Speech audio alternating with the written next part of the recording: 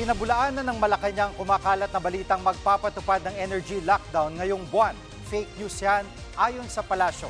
Live mula sa TV5 Media Center, nangungun sa balita si News 5 Palace Correspondent Marcel Alili. Marcel, pwedeng magpanik ang publiko dahil sa fake news na iyan. Anong aksyon dito ng pamahalaan?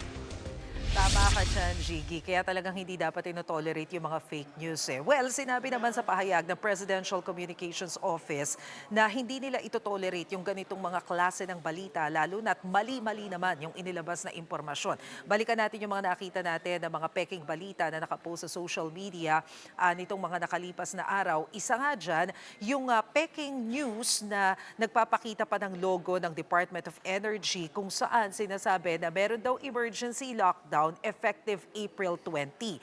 Meron pang isa na kumakalat na fake news na ang nakalagay naman ay logo ng Department of Health na sinasabi na magsisimula naman yung emergency lockdown sa April 10 dahil naman daw dun sa panibagong variant ng COVID-19. Pero ang lahat na yan, peke. Mali ang lahat ng impormasyon na yan. Kaya ang sinasabi dyan ng Presidential Communications Office sa pangunguna nga ni Secretary Dave Gomez na ang pagpapakalat ng ganitong klase ng impormasyon ay malinaw na paglabag ng Revised Penal Code at ng Cyber Libel Law. Pwede daw makulong ito ng hanggang 6 na buwan o madagdagan pa depende sa lawak ng kanilang mga maling impormasyon na pinapakalat. Kaya ang babala nila, hindi nila tatantanan kung sino man ang mga taong nagpapakalat nito. Gigi. At Maricel, tiniyak ng Iran na ligtas na makakadal sa Strait of Hormuz ang mga barkong may kargang langis papuntang Pilipinas at ang daing ng motorista kagaya natin, ang bilis tumaas ng presyo, pero sa pagkakataong ito na magandang balita yan, pwede bang mapababa nito ang presyo ng petrolyo? Nako, Gigi, yan nga yung tanong natin kay Palace Press Officer Undersecretary Claire Castro kanina. Pero ang malinaw niyang tugon, eto daw pakikipag-usap sa Iran para mabuksan yung Strait of Hormuz ay nakafocus doon sa paniniguro na meron tayong enough supply at petroleum products. Pero hindi na-discuss dito yung tungkol sa presyo ng produktong petrolyo. So sa ngayon, mukhang wala pa tayong aasahan na pagbaba sa presyo ng langis. Ang masisiguro lamang nito ay meron tayong supply. Pero of course, tinanong natin ng Malacanang kanina kung gaano kalaki ba yung inventaryo na pwedeng madagdag sa ating bansa dahil yung pinakahuling video message ni Pangulong Bongbong Marcos ang sinasabi niya nasa 51 days yung ating inventory sa ating bansa. Pero hindi pa kasi maibigay ng Malacanang ang detalye tungkol dyan. Ang malinaw, matapos makipag-usap ni na Foreign Affairs Secretary Tess Lazaro at ni Energy Secretary Sharon Garin sa mga opisyal ng Iran nung nakaraang linggo, pumayag at nagbigay ng katiyakan ang pamunuan ng Iran na papayagan ang mga Philippine-bound vessel at ang ating mga Filipino seafarers na dumaan dyan sa Strait of Hormuz ng ligtas. Ito kasing Strait of Hormuz, alam naman natin na napaka-importante nitong daanan na ito dahil dito dumadaan yung 20% ng global oil supply. Dito sa Pilipinas, nauna na rin sinabi ng Department of Energy na 98% ng ating oil supply ay nanggagaling doon sa Middle East. Yung natitirang mga porsyento galing yan doon sa ibang mga kalapit bansa natin. Ang isa pang siniguro ng Malacanang, wala naman daw magiging epekto itong pakikipag-usap ng Pilipinas sa Iran sa relasyon naman natin sa Amerika dahil alam naman nila ang sitwasyon ngayon. Pero hindi natin naiwasan na meron talagang iba na pumupuna pa rin sa naging hakbang na ito ng pamahalaan. Kabilang na nga dyan si dating Congressman Jing Paras kung saan sa social media post na question niya kung totoo ba na meron ba talagang Philippine flag vessels na dumadaan dyan sa Strait of Hormuz?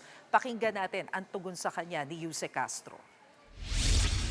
Yan po kasi minsan na mahirap sa kapwa natin Pilipino. Alam na natin kung paano nagtatrabaho ang Pangulo at ang administrasyon na ito para masiguro po ang supply ng produktong petrolyo sa ating bansa. Pero meron pa rin talagang pilit na humahatak pababa. Pero tandaan po natin, pag sabi po nating Philippine flag vessels, hindi naman po ibig sabihin na ito po ay mismong barko ng Pilipinas. Ang sinasabi po dito, pag Philippine flag vessel, ang ibig sabihin ay registered with the Marina at authorized na mag-travel. At ito'y kinakailangan na pag-aari, kontrolado, o at least na chartered by Filipino citizens or corporations with at least 60% of capital owned by Filipinos. Of course, subject to Philippine laws on safety and labor. Hindi po yun technical or literaling barko ng Pilipinas. Maricel, itong hininging emergency powers ng Pangulo para suspendin yung excise tax ay hindi pa rin nagagamit hanggang sa ngayon. Ano bang plano dito ng Malacanang? Well, bukas, Gigi, magkakaroon ng panibagong pagpupulong ang Development Budget Coordination Committee o yung DBCC sa Malacanang at dito nga inaasahan na ibibigay na nila kay Pangulong Bongbong Marcos yung kanilang rekomendasyon. Ito yung kanilang rekomendasyon kung dapat o hindi dapat tapyasan o alisin yung excise tax sa produktong petrolyo. So bukas natin malalaman kung ano ang magiging desisyon tungkol dyan. And natanong din natin kung ano yung posisyon ng Malacanang dun sa ilang mga proposals, kagaya na lamang ng pag-repeal doon sa oil deregulation law. Tapos meron pa mga proposal na baka dapat magkaroon na ng limitasyon pagdating doon sa purchase dahil nga hanggang ngayon hindi pa natin alam kung kailan matatapos itong krisis sa Middle East. Pero ang lahat daw yan, sabi ni Jose Castro, ay pinag-aaralan ng palasyo. Pakinggan natin ang bahagi ng kanyang pahayag. Inassess po ang implication ng mga ng rising global oil prices at in-evaluate ang possible policy responses. Kasama na po rito ang measures on fuel excise taxes at nag-formulate na po sila ng kanilang rekomendasyon at magkakaroon po sila ng meeting tomorrow with the President. At Maricel, meron din kumakalat na post sa social media tungkol sa kalusugan ng Pangulo. Anong paglilinaw dito ni Castro?